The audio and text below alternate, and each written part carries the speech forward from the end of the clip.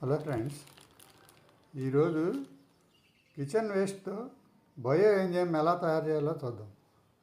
100 గ్రాముల బెల్లం, 300 గ్రాముల కిచెన్ వేస్ట్, 1 లీటర్ వాటర్ తీసుకొని కచ్చాపచ్చాగా దంచుకొని టైట్గా ఉండే ప్లాస్టిక్ డబ్బాలో వేసుకోండి.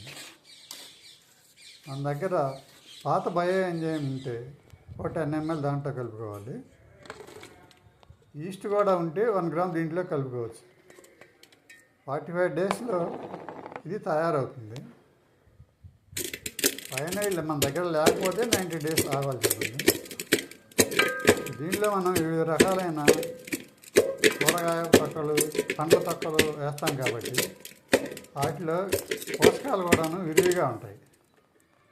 అందుకని అది బాగా పనిచేసే ఛాన్సెస్ ఎక్కువగా ఉంటుంది. 1 లీటర్ వాటర్లో 5 ml తీసుకోండి. ఈ బయో ఎంజైమ్ కలిపి పిచికారీ చేసుకోవచ్చు, లేదా భూమిలో అయినా ఇచ్చుకోవచ్చు. థమ్సప్ లాంటి బాటిల్లో వేసుకుంటే గ్యాస్ రిలీజ్ చేసేటప్పుడు ఇబ్బందిగా ఉంటుంది. అందుకని వీడియోలో చూపించిన విధంగా ప్లాస్టిక్ కంటైనర్లో వేసుకోండి. Okay, thank you.